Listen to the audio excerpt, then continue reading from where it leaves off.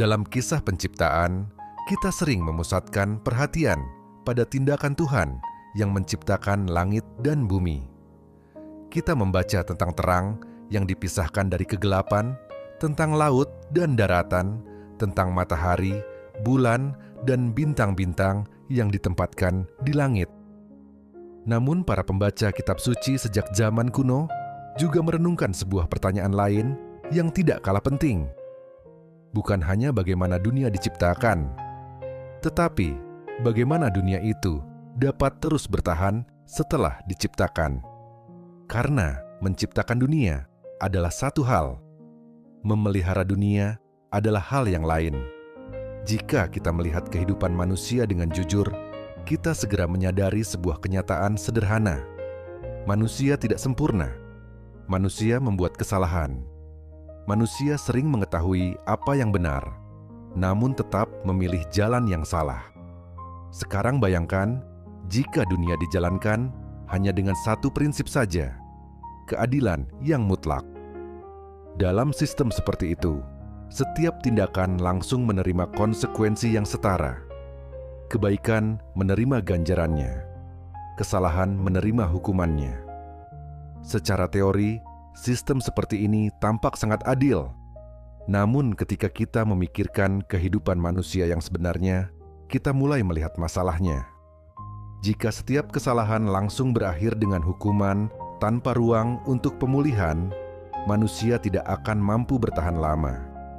Sejarah manusia mungkin akan berhenti, bahkan sebelum benar-benar dimulai. Karena itu, para pengajar kitab suci sejak dahulu menggambarkan sebuah kebenaran yang sangat mendalam tentang cara Tuhan memerintah dunia. Dunia tidak berdiri hanya di atas keadilan saja. Dunia juga dipelihara oleh belas kasih. Belas kasih tidak berarti bahwa keadilan dihapuskan. Belas kasih tidak berarti bahwa kebaikan dan kejahatan menjadi sama. Sebaliknya, belas kasih memberi sesuatu yang sangat penting bagi manusia. Belas kasih memberi waktu. Waktu untuk menyadari kesalahan. Waktu untuk belajar. Waktu untuk berubah. Waktu untuk kembali kepada Tuhan. Kitab Mazmur menggambarkan keseimbangan ini dengan kata-kata yang sangat indah. Mazmur 89 ayat 14 mengatakan, "Keadilan dan hukum adalah dasar takhtamu. Kasih setia dan kesetiaan berjalan di hadapanmu." Gambaran ini sangat dalam. Takhta Tuhan berdiri di atas keadilan.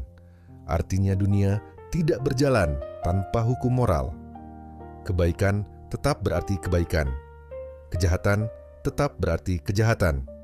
Namun di hadapan Tuhan berjalan sesuatu yang lain. Kasih setia, belas kasih, kesabaran ilahi yang memberi manusia kesempatan untuk berubah. Mazmur lain menggambarkan kesabaran Tuhan ini dengan sangat jelas. Mazmur 103 berkata, "Tuhan adalah penyayang dan pengasih, panjang sabar dan berlimpah kasih setia. Ia tidak selalu menuntut dan tidak untuk selama-lamanya mendendam. Ia tidak memperlakukan kita setimpal dengan dosa kita dan tidak membalas kita setimpal dengan kesalahan kita." Tanpa belas kasih seperti ini, dunia akan menjadi tempat yang sangat keras. Setiap kesalahan akan segera berakhir dengan kehancuran. Namun, kitab suci menggambarkan dunia dengan cara yang berbeda. Manusia jatuh, namun manusia juga diberi kesempatan untuk bangkit kembali. Manusia tersesat, namun selalu ada jalan untuk kembali kepada Sang Pencipta. Kemampuan manusia untuk kembali kepada Tuhan adalah salah satu hadiah terbesar yang diberikan kepada manusia. Karena tanpa kemungkinan untuk berubah, sejarah manusia tidak akan menjadi kisah pertumbuhan. Ia hanya akan menjadi kisah kegagalan yang berulang. Namun dengan belas kasih Tuhan, sejarah manusia menjadi sebuah perjalanan. Perjalanan belajar, perjalanan pemulihan, perjalanan kembali kepada sumber kehidupan. Keadilan menjaga dunia tetap benar. Belas kasih menjaga dunia tetap hidup. Dan selama kedua prinsip ini berjalan bersama, dunia masih memiliki masa depan.